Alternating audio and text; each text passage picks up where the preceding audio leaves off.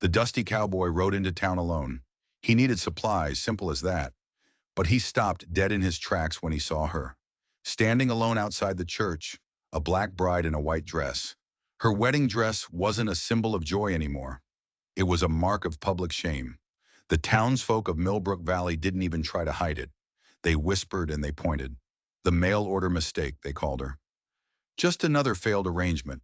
Probably broke, destined for the next wagon out of town before sundown.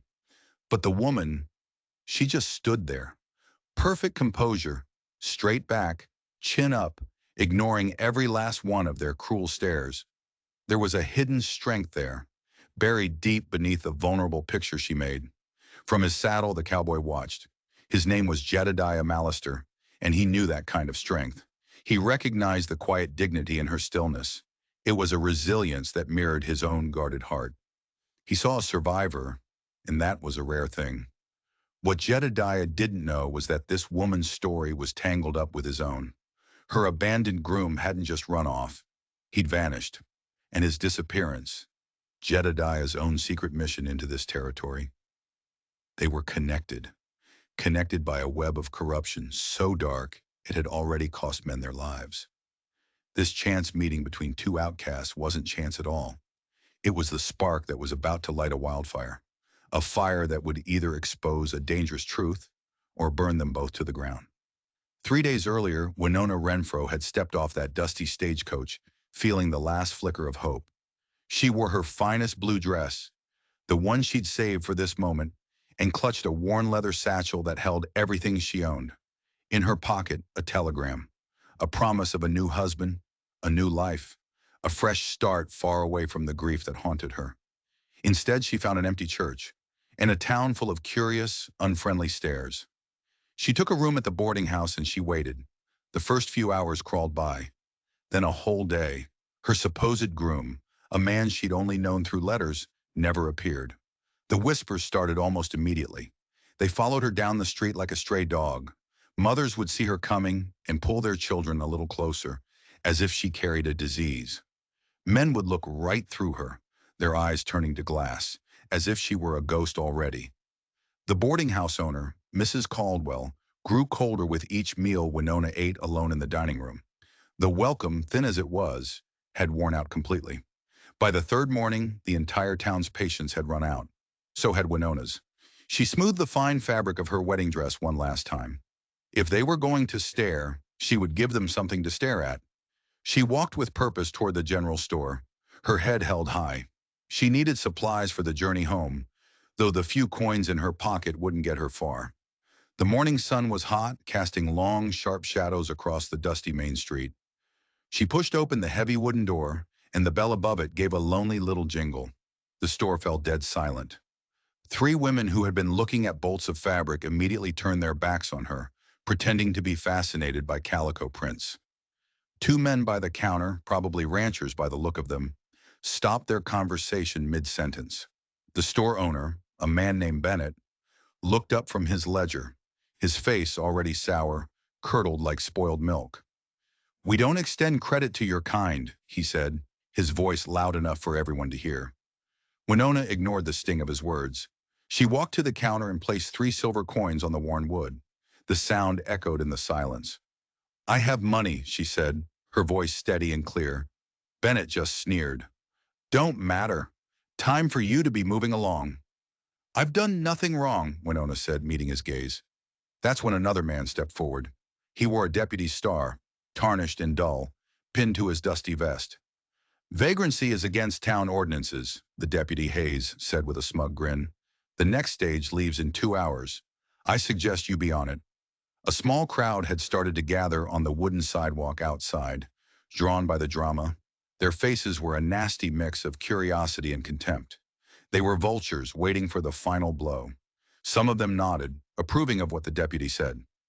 "She's been nothing but trouble since she arrived," Bennett called out from his doorway, emboldened by the support. "Probably stole that dress," another voice from the crowd added, followed by a few cruel chuckles. Winona felt the familiar burn of it all, the assumptions, the accusations, the judgment. These people didn't see her. They saw what they expected to see, a failed mail-order bride, A woman with no prospects, no protection, someone to be used for a moment's gossip, then discarded and forgotten. But they were wrong. They were wrong about almost everything, and their mistake was about to cost them dearly. From across the street, a tall figure had been watching the whole scene unfold.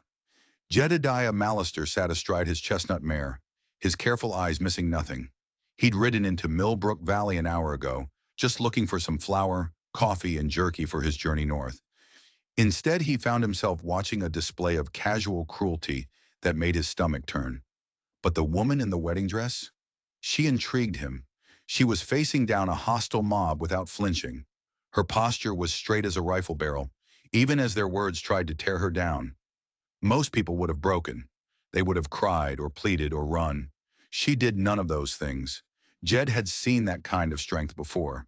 He'd seen it in soldiers who refused to retreat when the odds were impossible. He'd seen it in settlers who stared down a brutal winter and refused to starve.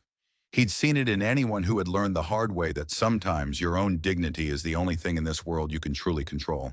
And this woman had it in spades. Then things got worse. Deputy Hayes stepped closer to her, invading her space. I said, it's time to go. Winona didn't move an inch. I'll leave when I'm ready. The deputy's hand drifted down, resting on the butt of his pistol. The crowd leaned in, sensing blood in the water. Jed recognized the shift. He'd seen it 100 times before a situation exploded into violence. The air grew thick and heavy. He swung his leg over his horse, his boots hitting the dusty street with a soft thud.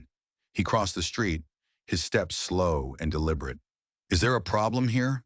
He asked, his voice calm, but carrying a weight that made several people take a step back. Hayes turned, sizing up the newcomer. Jed stood a good few inches taller than the deputy. He carried himself with a quiet confidence that couldn't be faked. His clothes were worn from the trail, but clean and well-maintained. And the Colt revolver at his hip wasn't for show. It had seen use. No problem, stranger, Hayes said, trying to sound dismissive. Just helping this lady understand our local customs. Jed ignored him. He looked directly at Winona. Her dark eyes met his, and they were steady. There were no tears, no pleading, just a calm, cold assessment of a very bad situation. The lady appears to understand her own mind, Jed said, his gaze shifting back to Hayes. Maybe you're the one who needs help with understanding. A few gasps came from the crowd. No one talked to Deputy Hayes like that. Hayes's face flushed a deep, angry red. This is official town business. It ain't your concern. It is now, Jed said simply. He turned back to Winona. Ma'am, I'm heading north. It's a long ride alone. I'd be grateful for the company. It was a lifeline, a sudden and unexpected escape. The entire street held its breath, waiting for her answer. Winona looked at this stranger, this quiet, imposing man who had just stepped between her and a pack of wolves. She saw something in his eyes she hadn't seen in days. Respect. I accept your offer, she said, her voice ringing with newfound strength. She gathered her skirts and walked toward Jed's horse. The crowd parted for her, their smug confidence suddenly gone. Hayes looked like he wanted to object, to push it further. But something in Jed's steady, unblinking gaze made him reconsider. It was a look that said, try me. Don't expect to be welcome back here, the deputy called after them, his voice full of impotent rage. Jed helped Winona onto his horse, her wedding dress bunching around her. Then he swung up into the saddle behind her. As they rode toward the edge of town, she could feel the eyes of Millbrook Valley boring into her back. Let them stare. She had endured worse, much worse, and she had survived. What she didn't know, what she couldn't possibly guess, was that her mysterious rescuer was carrying more than just trail supplies in his saddlebags. He was carrying federal documents, official papers detailing territorial corruption, and a massive conspiracy involving missing military supplies. The very same corruption that had cost her beloved brother Marcus his life just 6 months earlier. The same corruption that Deputy Hayes was so desperately trying to keep buried. Their journey had just begun. They rode in silence for the first mile. The tension was a third rider on the horse with them. Winona sat stiffly in front of Jed, every nerve in her body aware of his solid presence behind her. The steady, rhythmic clip-clop of the horse's hooves slowly began to ease the knot of fear in her shoulders. There's a creek up ahead, Jed said finally, his voice a low rumble near her ear. Good place to rest and talk. Winona just nodded. She had questions, a lot of them, and she needed answers before this strange arrangement went a single step further. The creek was a slice of paradise after the ugliness of the town. It ran clear and cold, whispering its way through a shady grove of cottonwood trees. Jed dismounted first, then reached up to help Winona down. His hands were strong and steady around her waist. She smoothed out her ridiculous wedding dress, feeling the contrast between the peaceful setting and the hostile faces they had left behind. You didn't have to help me back there, she said, watching him loosen the horse's saddle. Didn't like the odds, he replied, not looking at her. 5 against 1 has never bothered men like that before. He finally turned to face her. You weren't backing down. That made the difference. Winona studied his face. It was weathered, carved by sun and wind. Mid-30s, she guessed. The lines around his eyes weren't from smiling. They were from long hours spent scanning empty horizons. Every movement he made was careful, deliberate, as if he never wasted a single motion. What do you really want from me? She asked, her tone direct. Told you already. Company on the trail. Men don't rescue strange women in wedding dresses without expecting something in return, she countered, her voice hard. Jed met her gaze, and his eyes were serious. Some men don't, he said quietly. I'm not some men. Something in his tone, in the directness of his gaze, made her believe him. She had learned to read people quickly in her years as a teacher in the East. Survival had depended on it, and this man, Jedediah Mallister, was telling the truth. But it wasn't the whole truth, not by a long shot. My name is Winona Renfro, she said, offering a piece of herself in return for his kindness. Jed Mallister, he replied with a nod. He offered her a canteen of water. So, Winona Renfro, what's the real story? You don't strike me as the mail-order bride type. The question hung in the air between them. She took a long drink from the canteen, stalling for a moment. Could she trust him? She looked at his face again. It was a good face, an honest face. And right now, he was the only thing standing between her and whatever fate Deputy Hayes had planned for her. She decided to take a chance. You're right, she said, handing the canteen back. I'm not. Then why the dress? Why come to a place like Millbrook Valley? I came here looking for answers, she said, her voice dropping, filled with a sudden, raw pain. About my brother. Jed's expression didn't change, but his eyes sharpened. Your brother? His name was Marcus Renfro. He was a sergeant in the 10th Cavalry, stationed at Fort Collins, just north of here. Jed went very still.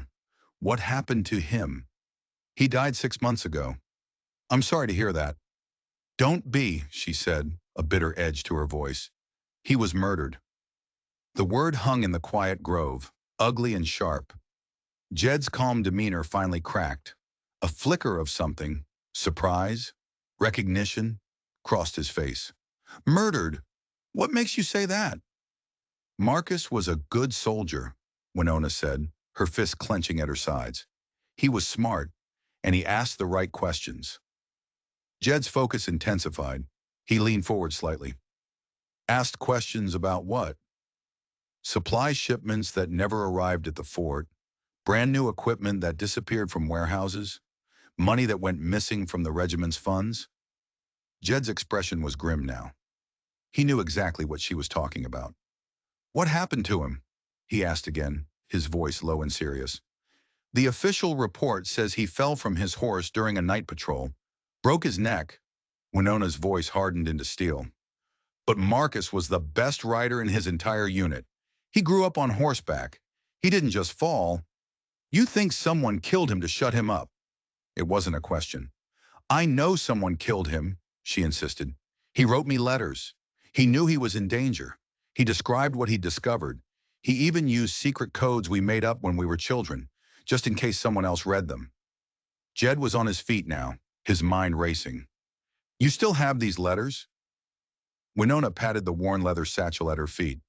Every last one, plus his personal notes he hid in our old family Bible. Jed sat down heavily on a fallen log, processing this bombshell. Everything was starting to make sense. That's why you came to Millbrook Valley, he said, looking at her with new eyes. The mail-order bride story was a cover.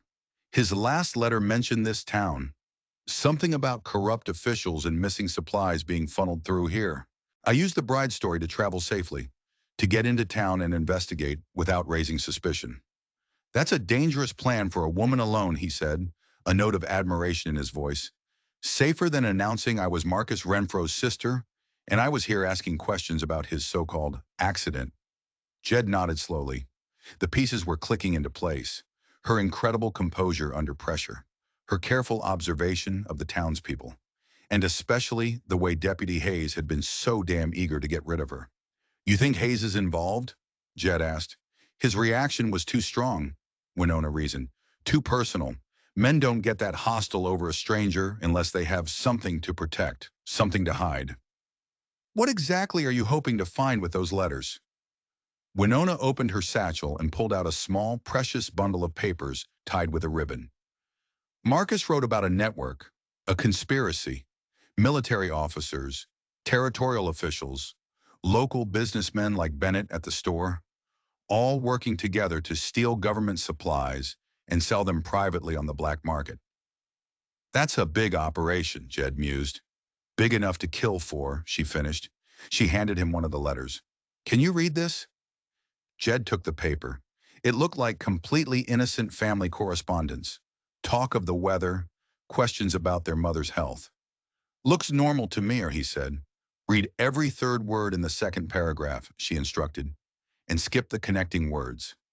Jed's finger traced the text, his lips moving silently. Then his eyes widened.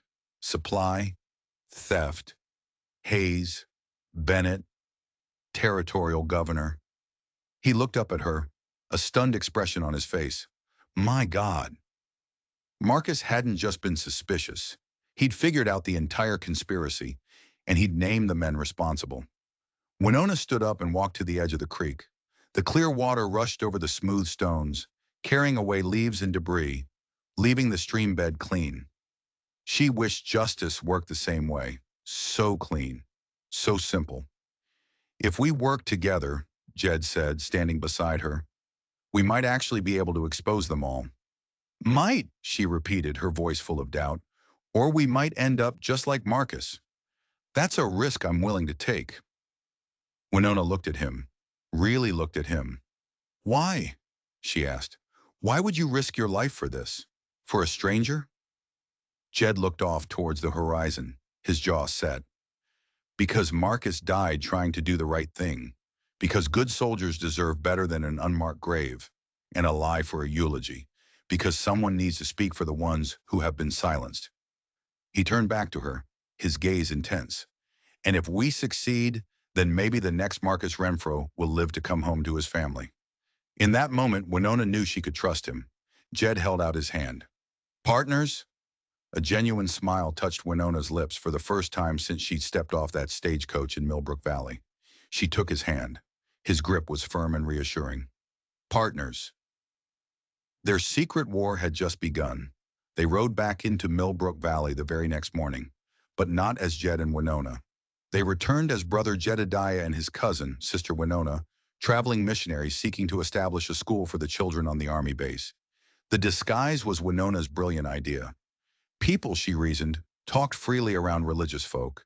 They assumed them to be harmless, naive, and certainly not a threat. She had traded her scandalous wedding dress for a simple, modest brown traveling outfit. A plain white bonnet covered her dark hair. She carried a worn Bible in her hands and spoke in soft, gentle tones about the importance of education and moral guidance. The transformation was astonishing. Jed, for his part, wore his cleanest shirt and managed to look the part of a humble frontier preacher. He carried himself with a quiet dignity that was surprisingly convincing.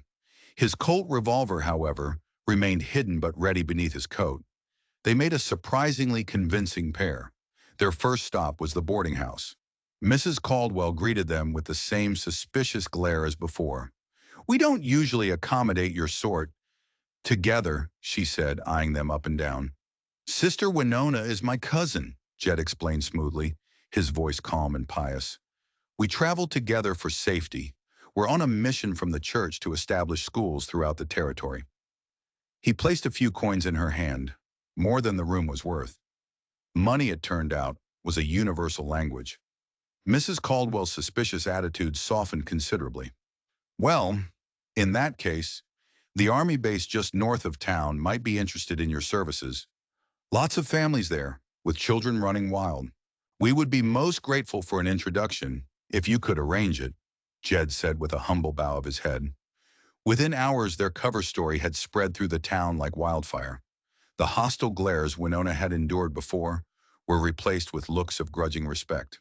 A missionary's cousin, even a mysterious one, deserved at least some basic courtesy. They were no longer outcasts. They were invisible. And that was exactly what they wanted. That afternoon, they took a wagon up to Fort Collins. The commanding officer, a Captain Morrison, greeted them politely. He was a man with a perfectly trimmed mustache and an air of weary authority. Jed explained their mission to start a school, and Morrison seemed genuinely pleased. "Excellent idea," he said. "Discipline is one thing, but these children need a proper education." Then Winona steered the conversation. "Captain," she said, her voice full of gentle sympathy, "we also came to pay our respects. My cousin, back east, was engaged to one of your soldiers who passed recently, a Sergeant Marcus Renfro." Morrison's pleasant expression tightened ever so slightly. It was almost imperceptible, but Jed saw it, a flicker in his eyes. "Ah, yes, Sergeant Renfro. A tragic accident. A fine soldier. His loss was a great blow to the regiment. We just wanted to understand what happened," Winona said softly, playing the part of the grieving distant relative perfectly. "It helps with the grieving process, you understand?" "Of course," Morrison said, his voice a little too smooth. "He was on a routine night patrol. His horse must have stumbled in the dark. A terrible, terrible shame. His sister will be comforted to know he died doing his duty," Jed added. They left the fort with more questions than answers. Morrison's story was too neat, too rehearsed. He sounded like a man who had told the same lie many times. That evening, as the sun began to set, they walked through the town cemetery. The air was still and quiet, a welcome relief from the tension of the day. Winona found Marcus's grave in the small military section. The headstone was plain, simple wood. Sergeant Marcus Renfro, 10th Cavalry, his dates of birth and death. That was it. Nothing about the man he was. Nothing about his character, his courage, his sacrifice. "He deserves better than this," she whispered, her voice choked with emotion. Jed gently placed a hand on her shoulder, a simple gesture of comfort that meant the world. "He'll get it," he promised. "We'll make sure of it." Suddenly a voice spoke from the shadows behind them. "You folks knew Marcus?" They spun around to see an elderly black woman standing there, holding a small bunch of fresh wildflowers. Her face was a roadmap of a long, hard life, but her eyes were sharp and full of wisdom. "I'm Ruth Washington," she said. "My son James, he serves with the 10th Cavalry. He rode with Marcus." "We're missionaries," Jed explained quickly, sticking to their story. "His family back east asked us to pay our respects." Ruth studied their faces carefully, her gaze lingering on Winona. "Marcus was a good man," she said, her voice low. "He asked the right questions." "What kind of questions?" Winona asked, her heart starting to beat a little faster. Ruth glanced around nervously, as if the tombstones themselves had ears. "The kind that get a good man in a whole heap of trouble around here. We're here to help his family understand what really happened," Jed said, sensing they were on the verge of a breakthrough. Ruth shook her head. "Can't talk here. Too many eyes, too many ears." She looked at them one last time, making a decision. "Meet me at the old church ruins on the hill, tomorrow after the sun goes down." She placed her wildflowers on Marcus's grave, gave them a final, meaningful look, and then disappeared into the gathering dusk. They had found an ally, and she was about to lead them straight to the truth. The abandoned church sat on a hill overlooking the sleeping town of Millbrook Valley. It was a skeleton of a building. Weeds grew up through the cracks in the stone foundation. The roof was gone, and the broken windows stared out like empty, hollow eyes. Ruth Washington was waiting for them in the shadows, just as she'd promised. and she wasn't alone. A young man stood beside her, his posture straight and proud like a soldier's. "This is my son, James," she said. "He rode with Marcus." James was young, maybe 20, with intelligent eyes that seemed to see everything. His hands were calloused from holding reins, and he kept glancing back down toward the town, as if he was expecting trouble to come riding up the hill at any moment. "Ma'am," he said, nodding respectfully to Winona, "my mother says you're asking about Sergeant Renfro." "He was my brother," Winona said simply, dropping the disguise. There was no point in hiding the truth from these people. James's eyes widened in surprise, and then a look of understanding dawned on his face. "Marcus was gathering evidence," he said, his voice quiet and urgent. He knew something was wrong, big time. "The supply thefts," Jed prompted. "Someone selling military equipment to private buyers." James nodded grimly. He started noticing things in the warehouse. Shipments that would arrive, get logged in, and then just disappear from the inventory. Brand new rifles marked down as damaged when there wasn't a scratch on them. "Did Marcus keep records of what he found?" Winona asked, leaning in, desperate for every detail. "He was a smart man, your brother," James said with admiration. "He documented everything. Times, dates, quantities. He had a whole ledger hidden away." Winona felt a surge of excitement, a jolt of hope. "Where are these records? Where is the ledger?" "He hid it," James said, glancing around nervously again. "He told me if anything ever happened to him, the proof was in the old line shack up by Copper Creek."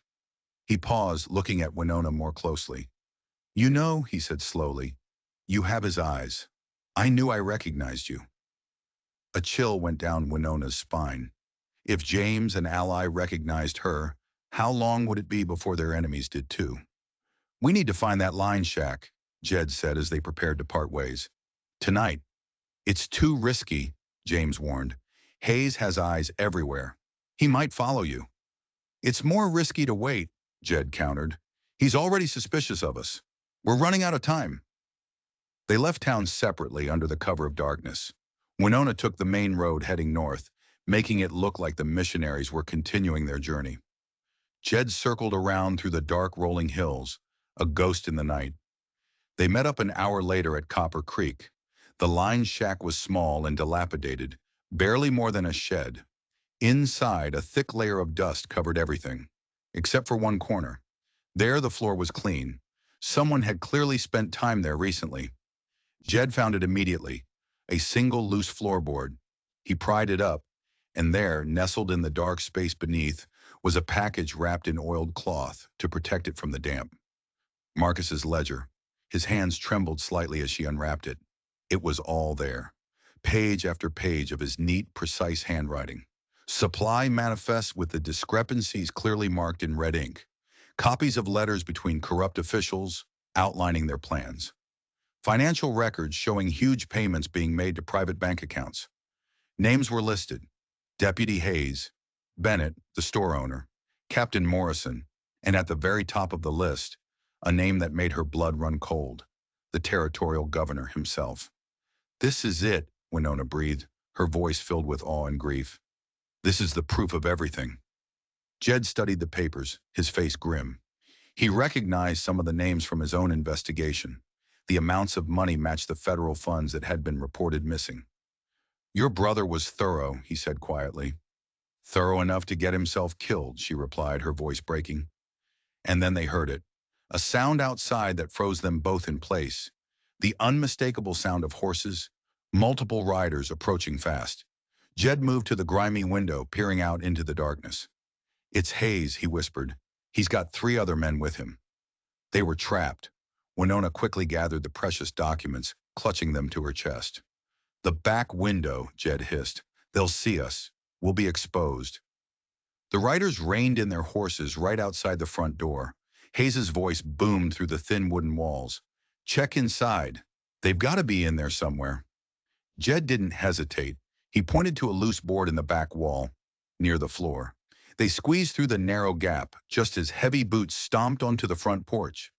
The documents pressed hard against Winona's chest as they crawled on their hands and knees through the tall, wet grass, heading for the sound of the creek. Hayes's voice echoed from inside the now empty shack. Someone's been here recently. Floor's clean. There are fresh tracks outside, another voice called. Check the floorboards, Hayes ordered. They reached the muddy bank of the creek just as a furious shout erupted from the shack behind them. Hayes had found the hiding place. The empty hiding place. Find them! Hayes roared, his voice echoing through the night. They can't have gone far. Jed grabbed Winona's hand and pulled her into the freezing water. They waded downstream, letting the current help them and mask their tracks. The cold water soaked through her dress, tugging at her skirts, trying to pull her under. Behind them, they could hear horses crashing through the underbrush and men shouting in frustration. A mile downstream, shivering and exhausted, they finally climbed out of the water near a rocky outcropping. Jed's horse was waiting patiently where he had tethered it that morning. They mounted quickly and rode hard, not stopping until they were deep in the mountains, miles away from Millbrook Valley. They found shelter in a small, abandoned mining cabin, hidden away in a remote canyon. Jed lit a small candle, its flickering light casting dancing shadows on the rough wooden walls. We have the proof, Winona said, her teeth chattering from the cold. Now what do we do? Who do we even take this to? How do you find the right authorities, or she wondered aloud, when the corruption goes this high up? Jed reached into his saddlebag and pulled out his own set of documents. He unfolded them on the small rickety table. The official seal of the United States government caught the candlelight. These might help, he said. Winona leaned closer, looking at papers she had never examined before. Official letterhead from Washington, D.C. government stamps. A signed authorization for a full territorial investigation. What exactly do these say? She asked, her voice barely a whisper. They say that I'm authorized to investigate any and all irregularities in the territorial administration. A shocking realization dawned on her. You're not just carrying documents, she said, looking up at him. You're a federal agent. Jed met her eyes, his gaze steady and serious. Federal marshal, he corrected her. Undercover assignment. The revelation hit her like a bucket of cold water. It explained everything. His quiet confidence, his skill, his sudden appearance in town, his willingness to help her. How long have you known about the corruption? She asked. Reports started reaching Washington about 6 months ago. Missing supplies, suspicious deaths of soldiers who were asking too many questions. Marcus, she breathed. His death was one of them.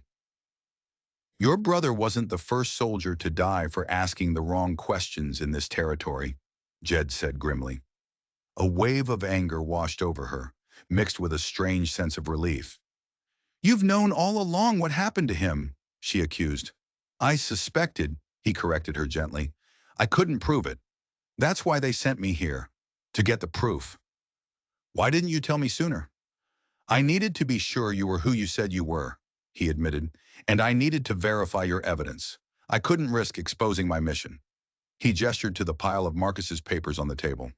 And now, he said, a grim satisfaction in his voice, now we have enough proof to bring down the entire network, from Deputy Hayes all the way up to the governor.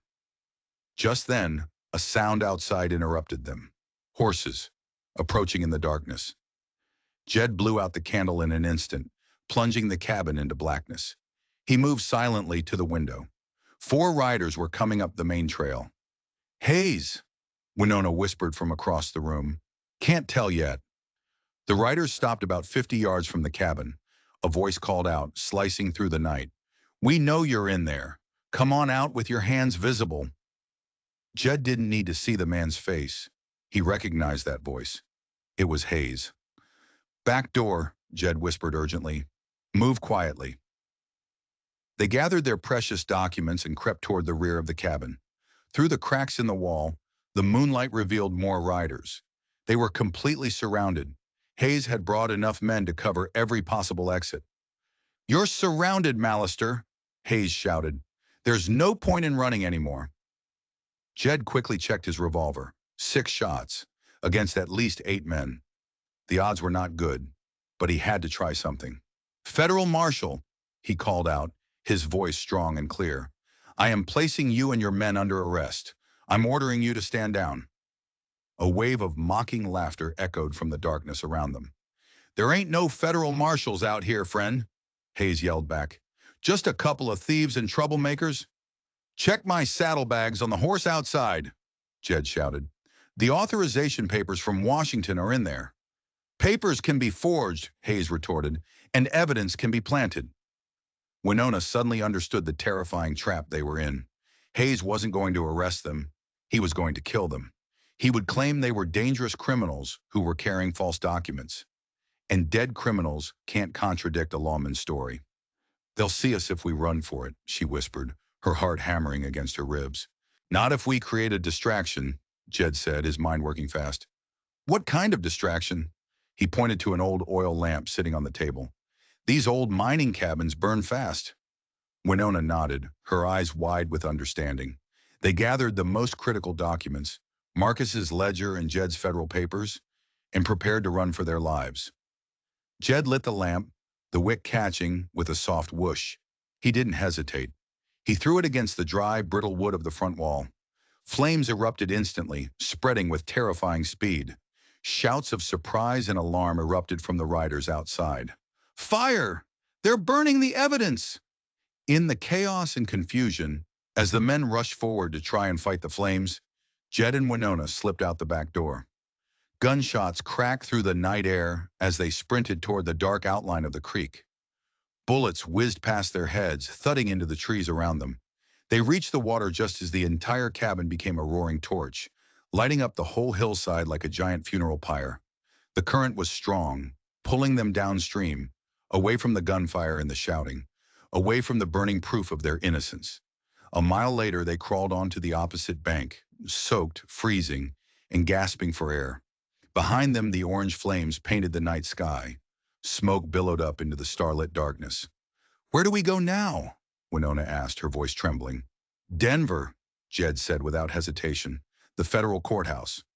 That's a week's ride from here. Hayes will have the whole territory looking for us by morning. Then we avoid the towns, he said, his voice grim but determined, and we stay off the main trails. Winona looked back at the burning hillside. In a single night, everything had changed. There were no more disguises, no more investigation. Now they were fugitives, fugitives carrying evidence so explosive that powerful men would kill anyone to suppress it. Will anyone even believe us? She asked, the weight of their situation pressing down on her. They'll believe the documents, Jed said, helping her to her feet. Your brother documented everything perfectly. He looked at her, his face illuminated by the distant fire. If we live long enough to present them. He squeezed her hand. We'll live. Your brother didn't gather all this evidence just to have it get buried with us. They walked off into the darkness, heading towards an uncertain future, carrying the proof of corruption and the heavy weight of justice on their shoulders. Their fight for survival had just begun. For 3 long days, they hid in the rugged mountain caves, moving only under the cloak of darkness. Jed's horse carried them along forgotten, treacherous mining trails, high above the valleys where the towns lay. Down below, they knew that wanted posters were spreading like a plague. Wanted for the murder of a federal officer and theft of military secrets. Hayes had been clever. He'd twisted the narrative completely. He'd turned them from investigators into dangerous criminals. The lie burned in Winona's chest, a constant, bitter fire. But she understood its power. Few people would ever question a deputy's word. On the 4th night, hunger and exhaustion drove them to take a risk. They saw a faint light, a single flickering lamp in the distance, high up in the mountains, a lone cabin. Could be a trap, Jed warned, his hand resting on his gun. We're out of food and water, Winona said, her voice weak. We don't have a choice. They approached cautiously. The cabin was small but well kept. Smoke curled from its stone chimney. As they got closer, the cabin door opened. An elderly woman stood silhouetted in the warm light. It was Ruth Washington, and standing beside her was her son James. Relief washed over Winona so powerfully, her knees almost gave out. Ruth rushed forward and embraced her. Child, we were so worried. We heard what happened. The fire, the wanted posters. We thought you were dead. Hayes is telling everyone you murdered a federal marshal who came to investigate you, James said, his face grim as he led Jed's horse to the barn. He's the one who should be wanted for murder, Winona said, her anger flaring. The whole town is buzzing, Ruth said, leading them inside to a warm fire and the smell of fresh stew. People are starting to ask questions. What kind of questions? Jed asked, his eyes sharp. Questions about why Hayes was so eager to get rid of you before you could talk to anyone, James explained, returning from the barn, and why he knew exactly where to find you at that old mining camp. Ruth stepped closer, her voice low and conspiratorial. And it's not just the townsfolk. Captain Morrison at the fort is getting nervous too. He's been asking his own sergeants quiet questions about missing supplies. Word is spreading through the fort like a fever. Winona felt a tiny spark of hope ignite within her. The truth is coming out, she said. Slowly, James warned. But Hayes still has the badge. He still has the official authority. And he still has men with guns who will do whatever he says. We have something better, Jed said. He pulled out the singed, but still legible federal documents from inside his coat. These prove I'm a legitimate U.S. Marshal investigating territorial corruption. James took the papers and studied them carefully under the lamplight. These look official, he admitted.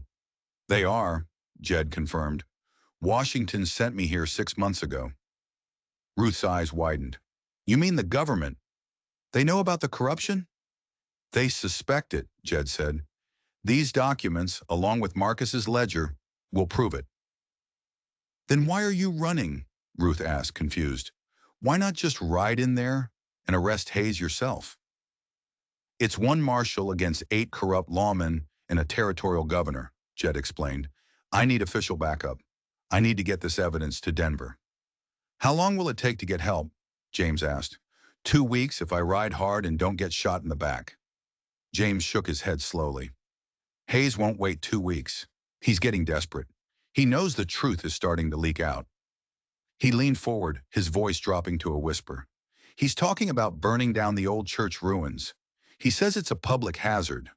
Why the church? Winona asked. Because that's where people have been meeting, Ruth explained. Secretly, families of other soldiers who died in accidents. Merchants who are tired of Bennett's Price gouging on supplies they know were stolen from the fort. People are starting to organize. A cold dread washed over Winona. She knew exactly what Hayes was planning. He's going to silence the witnesses, she said. All of them, at once.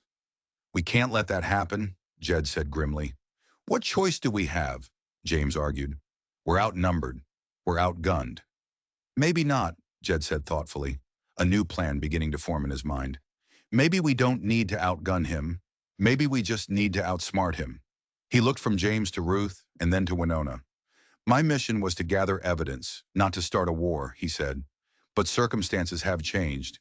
Innocent people are in danger now, because of us. He looked at James. You said you have friends at the fort? Soldiers who served with Marcus? Who know something is wrong? A few, James admitted. But soldiers can't act against civilian authorities without direct orders. What about unofficial help? Jed suggested. Men acting on their own time, as concerned citizens? A slow smile spread across James's face as he understood. How many soldiers are we talking about? Jed pressed. Enough to make Hayes think twice about starting a fight. We're not going to start a fight, Jed said. We're going to finish one, and we're going to do it in front of the whole town. A public meeting, Winona said, catching on. Too many people for Hayes to control or silence. Sunday service at the main church, Ruth suggested immediately. The whole town attends. Hayes will have guards posted, James pointed out. He won't let you anywhere near that church. Then what about the old church ruins? Winona proposed. People are already gathering there anyway. It's neutral ground. James nodded, his eyes bright with excitement. Sunday evening, we'll tell everyone that Marcus Renfro's sister is back, and she has information about the missing supplies and the dead soldiers. Hayes will try to stop it, Ruth warned. Let him try, Jed said, his voice hard as iron. Let him try to silence us in front of the entire community. They spent the rest of the night planning every last detail. James and Ruth would ride out before dawn, spreading the word carefully and quietly among the trusted families. Jed would scout the ruins, positioning himself where he could protect Winona while she presented the evidence. And James's friends, the loyal Buffalo soldiers from the 10th Cavalry, would provide the unofficial, unspoken security. As evening approached the next day, Winona felt the immense weight of responsibility settling on her shoulders. Tomorrow would determine everything. It would determine whether her brother's sacrifice led to justice or just to more bloodshed. "You sure about this?" Jed asked as they prepared to ride down the mountain toward the town. She looked at him, her resolve unshakable. "Marcus died gathering this evidence. Ruth and James and all those other soldiers are risking their lives right now, spreading the word. The people of this valley deserve to know the truth." "Hayes won't give up without a fight," he warned her. "Then we'll just have to be stronger than he is." They rode down the mountain as darkness fell around them. Behind them lay days of hiding and running. Ahead of them waited a confrontation that would decide the future of every person in Millbrook Valley. Winona reached inside her coat and touched the precious documents pressed against her chest. Her brother's careful, damning handwriting. Jed's official federal authorization. Truth she knew had a power all its own, if people were brave enough to listen to it. Tomorrow they would find out if courage could finally triumph over corruption, if justice could finally emerge from the dark shadows where so many honest men had died for asking the right questions. The lights of Millbrook Valley flickered below them like fallen stars. Soon those lights would illuminate either their victory or their graves. Sunday evening brought what looked like the entire town to the old church ruins. They came in a steady stream up the hill, families carrying lanterns that cast a warm, hopeful glow, men and women bringing their own chairs or blankets to sit on the ground. Soldiers from the fort arrived, not in their uniforms, but in their simple civilian clothes, melting into the crowd. Even the merchants from town, men who had always avoided taking sides, showed up, their curiosity getting the better of them. Winona stood near the crumbling remains of the stone altar, her heart pounding against her ribs as she watched the crowd grow larger and larger. Word had spread even faster than they had hoped. These people weren't just curious. They were hungry for answers. Then she saw them. Deputy Hayes and 6 of his men, riding up the hill, their rifles held ready. The crowd fell silent, a wave of fear rippling through them. Hayes dismounted, a look of pure fury on his face. "This is an illegal assembly," he bellowed. "I order you all to disperse immediately." No one moved. "There are wanted fugitives here," Hayes shouted, his eyes scanning the crowd, searching for her. "They are dangerous criminals, murderers." Just then, Captain Morrison from the fort arrived, flanked by 2 of his sergeants. He looked from Hayes to the silent, watchful crowd. "What's going on here, Deputy?" "Just clearing out some troublemakers, Captain," Hayes sneered. "Fugitives trying to spread seditious lies about military operations." "What fugitives?" a calm voice asked. Jed stepped out of the shadows and into the lantern light. He held his federal documents open in his hands for all to see. "Federal Marshal Jedediah Mallister," he announced, his voice ringing out with authority, "and I'm here on official United States government business." Hayes's face went pale. He drew his weapon. "That man is a wanted murderer and a thief. Don't listen to him." "Check his papers, Captain," Jed said, never taking his eyes off Hayes. Morrison stepped forward. "Let me see those documents." The captain studied Jed's authorization papers carefully. The crowd watched, holding its collective breath. Morrison's expression grew more and more serious as he read the official seals and the signatures from Washington. He looked up, his eyes hard. "These papers appear to be genuine," he announced to the crowd. "This is an official federal investigation into territorial corruption." "Papers can be forged," Hayes yelled, sounding desperate now. "These weren't forged," Morrison said, his voice cold. He looked up at the sea of faces watching him. "This man has legitimate federal authority." A murmur went through the crowd. Hayes's story was falling apart right before their eyes. This was her moment. Winona stepped forward into the light. "And I have the evidence," she said, her voice strong and clear. "Evidence about the corruption that killed my brother, Sergeant Marcus Renfro." "Your brother was a thief and a troublemaker," Hayes spat. "My brother," she countered, her voice ringing with pride, "was a hero, a Buffalo soldier who died protecting military supplies from men like you." She pulled out Marcus's ledger, and she began to read. She read from the supply manifests with their altered quantities. She read from the financial records that showed payments being made to the private accounts of Hayes and Bennett. She read from the correspondence between corrupt officials as they planned their wicked schemes. The crowd listened in stunned, growing silence. The evidence was methodical. It was precise. It was absolutely damning. When she finished, James Washington stood up from the crowd.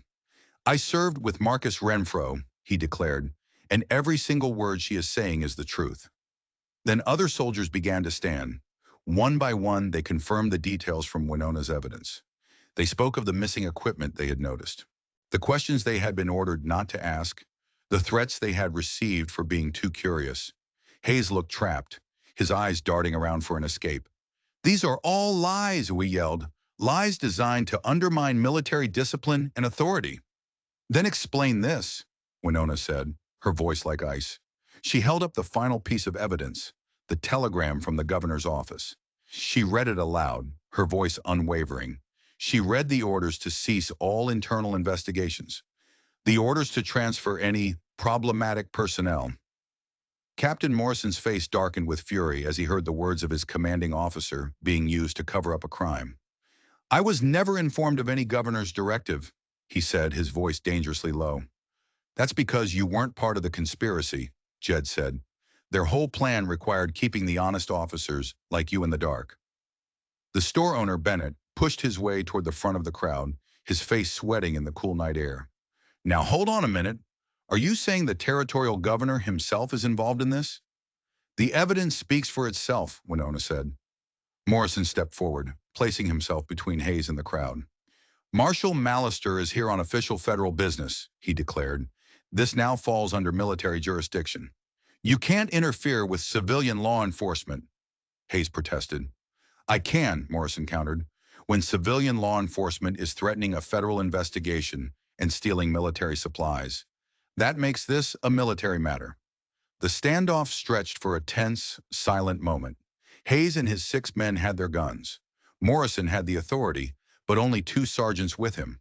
The crowd had the truth, but they were unarmed. Then something completely unexpected happened.